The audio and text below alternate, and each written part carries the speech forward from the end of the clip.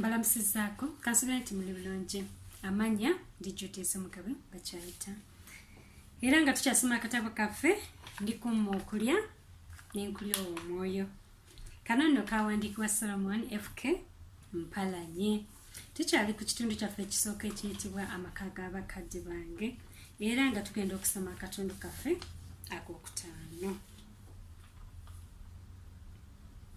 Olujjuliro kitange yalusangamu nnyo ekitiibwa. Ffe abaana tetukkirizibwa kulwogererako okuggyako mpozi ng'obadde ogamba omukulu eyabanga akukoleza nti mazeewo nnyabo. Kyokka era ng'okyogera mpola era walabanga okwogera kuyinza okukuleetera omutawaana ng'osirika olwo ng'otuukiriza enjogera egamba nti atunula ng'omukoleze amazeewo. Kubanga mu kifo ky'okwogera otunula butunuzi n'okomba engalo oba emimwa oba okugaaya amatama ameereere. Naye bo abakulu baayinzanga okwogera naye era nga boogera ku bintu bya ngungu. Taata ye yasinganga okwogera. Oluusi yabanga asiima emmere eyabanga emuwoomedde ennyo. Olulala yayinzanga okusiimako enva zokka, emmere n'atagifaako. Kitange yayagalanga nnyo okutabagana n'okukolagana ne banne. Yalina abalirwana be ba mirundi ebiri. Waliwo nsawo nkadde, omusajja yali omunyumya ennyo era ffe ekyasinga okutumwagazanga ennyo kwe kusaagasaaga naffe, anti ng'olutuuka awaka ng'atuyita nti abakulu abawala, bamaama muli mutya? Amabeere gagabye nyonke, amawolu weegalindyeko. Ate bwe twagendanga ewuwe ne yeejaga nti abakadde baabo batuuse, ndaba ku baani bannange.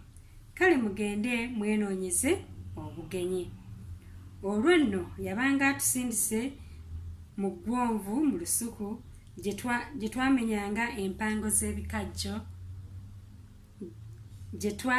gye twawanulanga obutunda n'okwesokomera amapaapaali.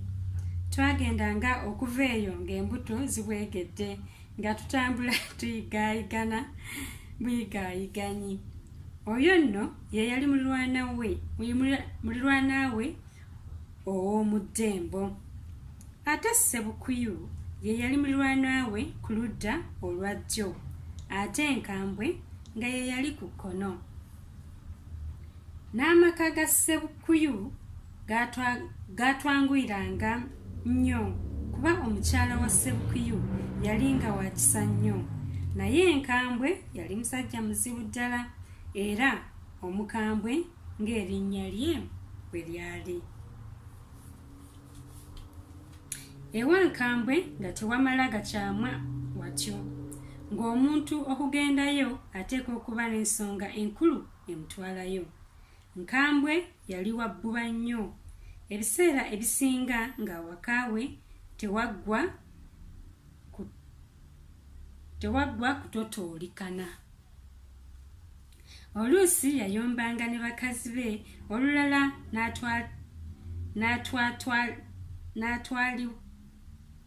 n'atatwalikana n'abaana. Obusungu lwe bwamugimbanga ennyo. Bakazi be n'abaana n'abayiribya emisinde mu lusuku n'akubanga abo n'akamala. Kale nno newankubadde nga twazannyanga ne bato bannaffe abaana be, twegenderezanga nnyo obutatuukiriranga musajja Nkambwe. Kitange yamanya nnyo baliraana be era yabaagaliranga ddala. Weewaawo kizibu okumanya obanga nabo baali bamwagala mu ngeri y'emu. kitange buli lwe yattanga enkoko nga kizibu okugiryako balirwana be abo. Buli omu yamuweerezangako ekifi, naye ekikolwa ekyo kyalumyanga nnyo bannyinaze era beemulugunyanga nga bagamba mbu bo bwe battanga enkoko tebeesunganga kugiryako kafi kawera, kubanga ebifi 3 byavangako ne biweerezebwa ku miriraano. Wabula baasanyukiranga nnyo okwokya n'okugabana ebibumba by'enkoko n'okulya obukuba amazzi. Kyokka ng'olugguve gye bayita enkoko enkulu lwannyinimu teruliibwa baana abo oba omuntu omulala yenna. Awaka tewaggwanga bantu abajjanga okunyumya ne kitange, anti nga teyekkaanya kwaniriza na kulamusa muntu yenna. Era bwe twasigalangawo ffekka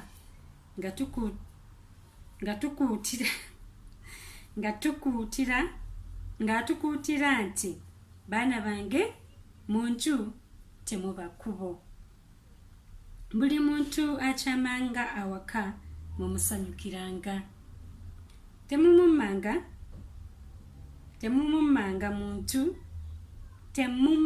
muntu mazzi, so temulesanga abazze awaka emmere, kubanga oluganda kulya olugenda enjala terudda. Bwe munaakolanga bwe mutyo, bwe muliba mukuze mugenda kuba n'amaka amalungi.